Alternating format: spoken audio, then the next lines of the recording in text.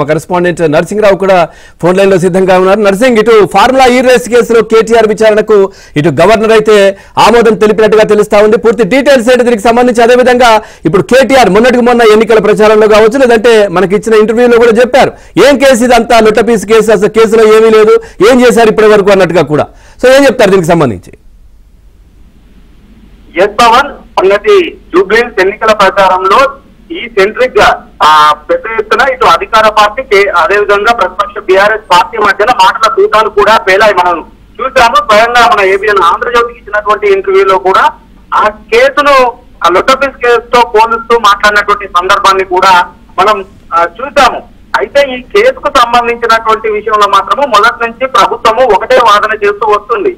ఏంటి అనంటే ఈ నిధుల చెల్లింపులో ఆ ఫార్ములా ఈ కేసుకు సంబంధించినటువంటి అగ్రిమెంట్ లో కావచ్చు, నిధుల చెల్లింపులో కావచ్చు నిబంధనల ఉల్లంఘన జరిగింది, అదే విధంగా క్విడ్ ప్రో క్వో జరిగింది అనేటువంటిది ప్రభుత్వం చేస్తున్నటువంటి ప్రధానమైనటువంటి ఆరోపణ. ఇది ప్రభుత్వంతో కుదుర్చుకున్నటువంటి ఒప్పందం కాదు, ఇందులో భాగస్వామ్య ప్రత్యేకంగా మాత్రమే ప్రభుత్వం ఉండింది. ఇటు ఫార్ములా ఈ ఆర్గనైజేషన్ అదే విధంగా దీనికో అనేటువంటి కంపెనీల మధ్యన కుదురుతున్నటువంటి ఒప్పందంలో ఇక్కడ సౌకర్యాల కల్పన కోసం సంబంధించి మాత్రమే ప్రభుత్వం సభాపతిగా ఉండింది. అయితే ఒక మాట ఇక్కడ ఈ పోటీలు నిర్వహించిన తర్వాత 2024 ఫిబ్రవరిలో మరొకసారి మొత్తంగా ఈ ఒప్పందం 3 సీజన్లలో నిర్వహించాలనేటువంటిది జరిగినటువంటి ఒప్పందం. ఒక సీజన్ నిర్వహించిన తర్వాత 9వ సీజన్ నిర్వహించిన తర్వాత 10వ సీజన్ కు సంబంధించి 2024లో ఫిబ్రవరిలో మళ్ళీ ఆ సీజన్ నిర్వహించాల్సింది 10వ సీజన్ ని. కానీ ఆ సీజన్ నిర్వహించేటువంటి సమయంలో ప్రభుత్వం అప్పటికి మారింది, బీఆర్ఎస్ గవర్నమెంట్ పోయి కాంగ్రెస్ గవర్నమెంట్ ఏర్పడింది.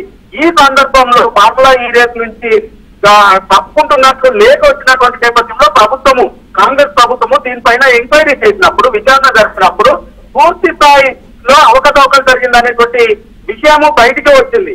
సో ఇదే విషయాన్ని ప్రభుత్వము వాదిస్తూ వస్తుంది.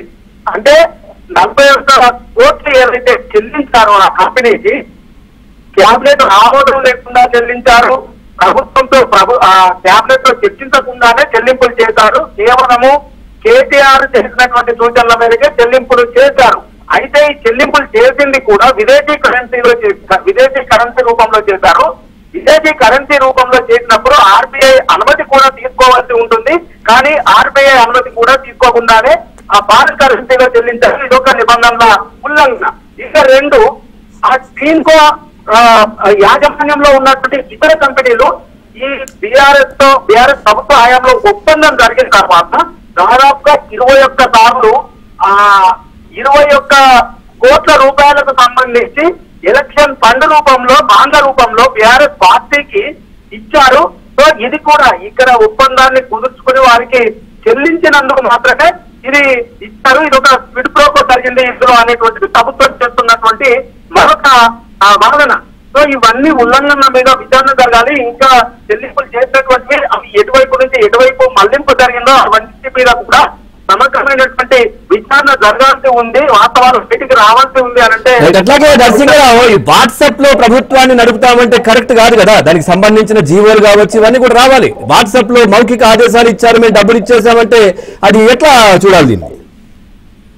ఇప్పుడు దీనిపైనే ప్రభుత్వం చాలా సీరియస్ గా ఉంది. వాస్తవానికి ఎన్నికల షెడ్యూల్ వచ్చేసింది. అప్పటికే ఎన్నికల షెడ్యూల్ వచ్చిన తర్వాత చెల్లింపులు చేయడానికి ఆస్కారం లేదు. అప్పుడు మంత్రివర్గం ఆమోదం లేదు, ప్రభుత్వం ఆమోదం లేదు, మంత్రుల ఆమోదం లేదు.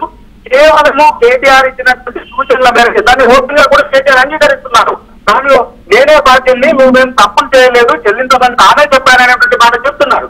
కానీ ఆ విధంగా చెల్లించడానికైతే ఆస్కారము ఉండదు నిబంధనల మేరకే. ఎందుకంటే అది ప్రజాధనానికి ఒక రక్షణ లాగా ఉండాల్సినటువంటి బాధ్యత ప్రభుత్వంలో భాగస్వాములుగా ఉన్నటువంటి వారిని. కానీ మన ఇష్టానుసారంగా చేస్తామనంటే అంటే ఏదైనా కానీ ఒక సిస్టమ్ ప్రకారం, ఒక పద్ధతి ప్రకారం చేయాల్సి ఉంటుంది.